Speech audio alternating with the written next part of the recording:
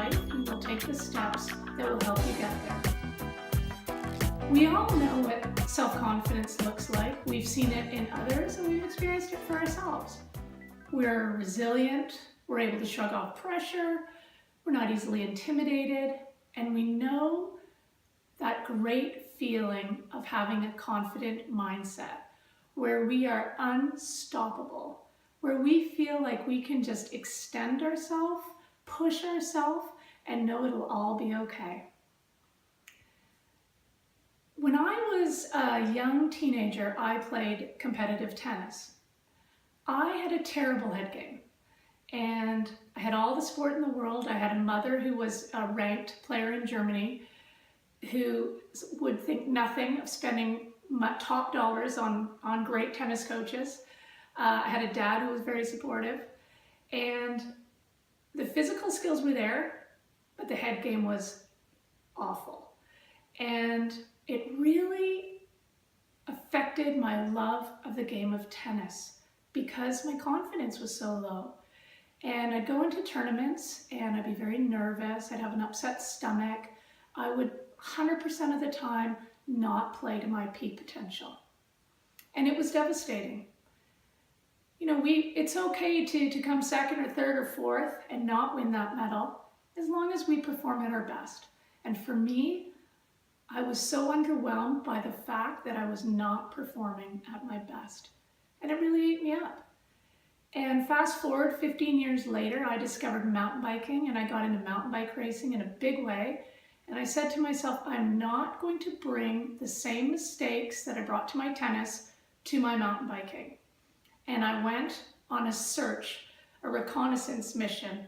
What does it take to build a confident mindset? And that's what I'm going to share with you today. When I think of Michael Jordan, to me, he embodies that supremely confident athlete. And you know, in his career, he has missed over 9,000 shots. He's lost almost 300 games.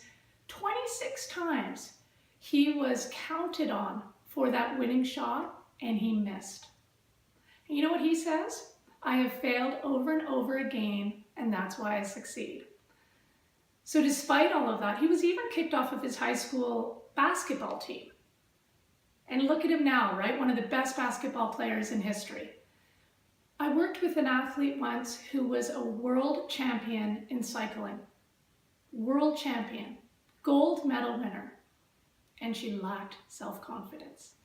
So confidence is not related to your wins or to your losses. It is completely related to your perspective and your mindset. So I'm so glad you tuned in today because I want you to develop the confidence. I want you to go for it in your life. And I've got 3 strategies that I believe will help you get there. Now, it's one thing to talk about all of this. It's another thing to get into action. So this video series has 2 parts. I'm going to outline the strategies, but then I'm going to ask it from all of you to commit to these processes and to get into action and make them work for yourself.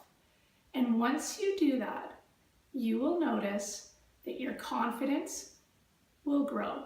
And is it something you work on? Yes. Will it come easy? No. But if you're aware of it and you're intentional about creating a confident mindset, I assure you, you will make it happen. So there's 3 areas I want to discuss. The first is be mindful of your inner critic. What is that dialogue that is going on between your 2 ears? This 6-inch space here, it can be a dangerous neighborhood, or it can be a great source of power. So start paying attention. What are you saying to yourself?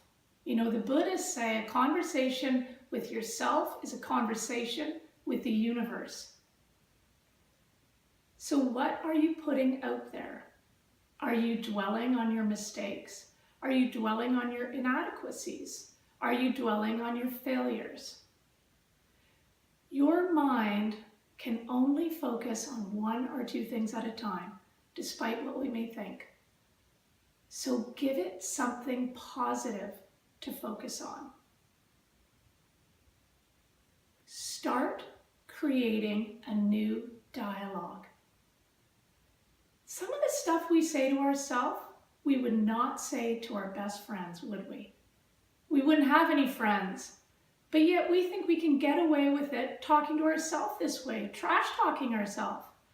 And when you talk this way to yourself, it is stored in your body, it is stored in your subconscious, and that is a clear message to yourself and to the world.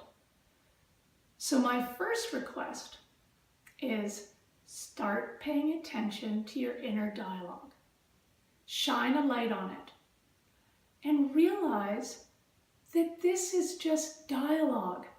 It's just yourself trash talking like you've done for years. It's just a bad habit. And I challenge you to replace that script with a positive, empowering script. Listen, if you're going to create an interpretation of something, why don't you make it serve you?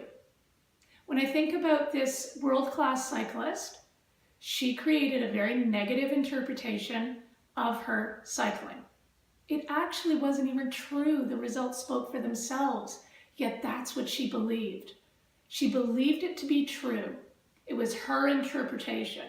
So you can flip that interpretation around, and if you're going to create an interpretation of something, create an interpretation that will empower you in that moment. You know, Jack Nicklaus, famous golfer, he was at a press conference once and he said, I have never three-putted on the 72nd hole of a majors tournament. Now, in fact, that's not true. He's on record as having three-putted multiple times. Now, was Jack in denial by saying this? Not at all. He was focused on his good shots. He let the bad shots go. He didn't let the bad shots define his performance. The second strategy to building a confident mindset, visualization. It is probably the single greatest gift you can give yourself is to learn this powerful skill of visualization. If you want, I've got a free download on my website, momentumsport.ca. Just click on it and it'll guide you through your own personal visualization. So think about a time, let's say for example, you are a horse jumper, and think of a time when you performed at your best, either in competition or in practice. Really think about it, replay the experience, imagine it, create a high definition video of this event. Bring in as many senses as possible. Doesn't have to take long, just 2 or 3 minutes, and visualize yourself at this event, performing flawlessly, really nailing it. You are in the zone. That's what visualization is. Hey, when Michael Phelps went to the Olympics, he'd already won those goals before he even stepped foot in the pool, because he visualized it in his mind hundreds of times before the actual event. So by visualizing a peak performance of yours, personal to you, you are seeing yourself doing it right, and then on game day, you will be mentally prepared. You will have been sending a very clear message to your brain and your body that you've got this. So try it out. Practice a little bit. It's fun. And it leaves you feeling very positive and optimistic, which is a good thing. The reason I got into sports psychology in the first place is because I saw the effectiveness of visualization. I went into a triathlon in Ontario many years ago, and I hadn't been able to run to prepare for it because I had shin splints. And it was a 7K run, and my preparation for that run were 200-meter repeats because I didn't want to re-injure my feet. But despite all of that, I decided to go in that triathlon, and I decided I was going to win it, crazy as it may seem. And I thought, how can I make up for my lack of physical preparation?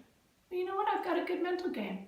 So I'm going to visualize myself running with ease, with power, with strength, with a smile on my face. I'm visualizing myself running without pain, just gliding over the course and breaking that tape. And by the time I arrived at that triathlon, I was so mentally prepared. I wasn't nervous. I was supremely confident. I had been sending a very powerful message to my brain and body for 2 weeks leading up until that event. And you know what? I did great. I performed much better than I should have.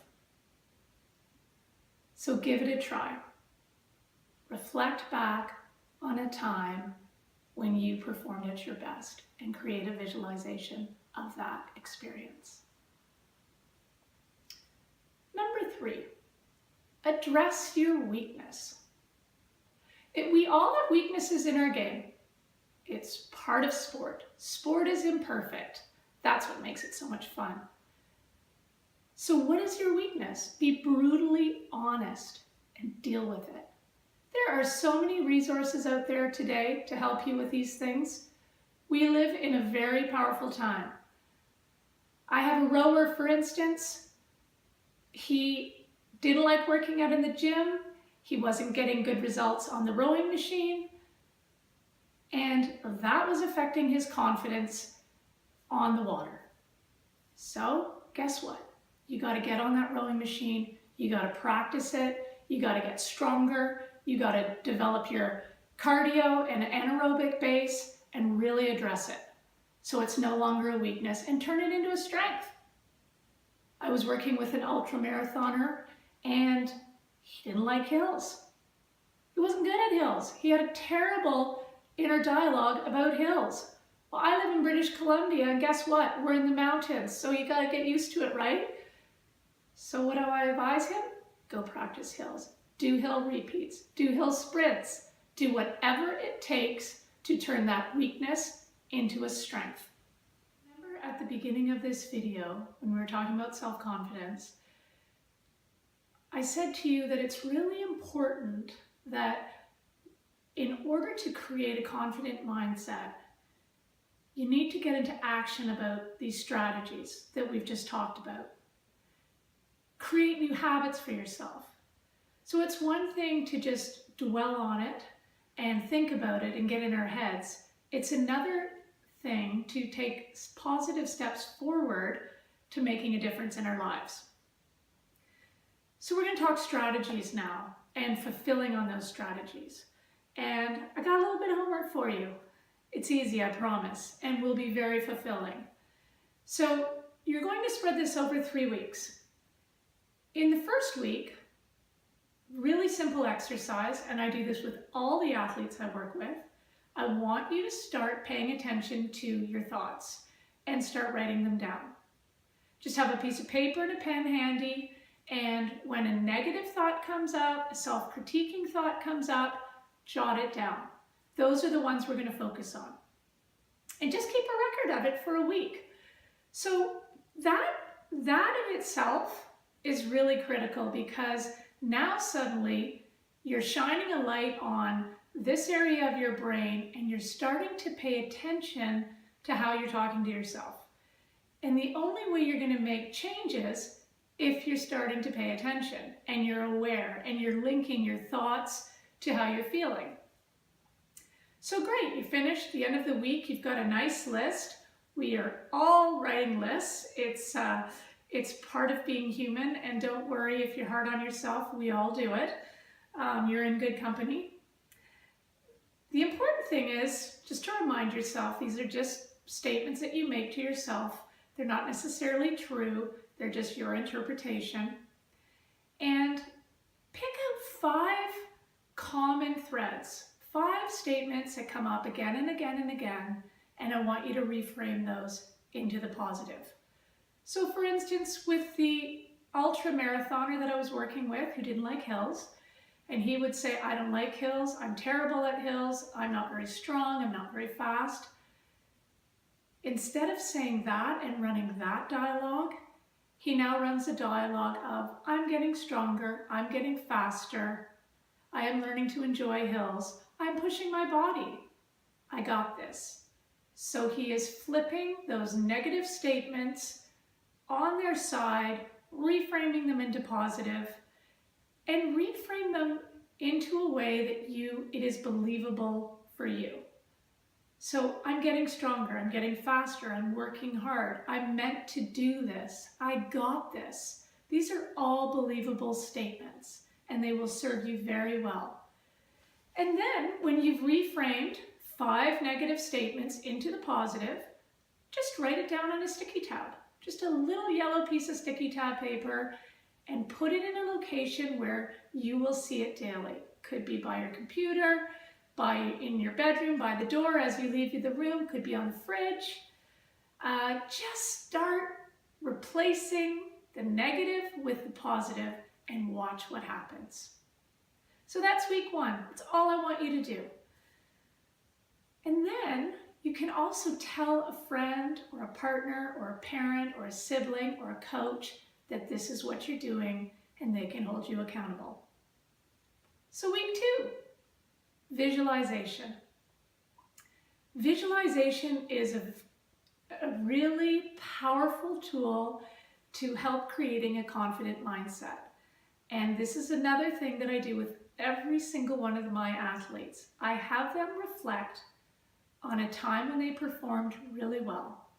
I call it a peak performance. And it could be in their sport, it could be in a game, in practice, or it could be just in a life's event.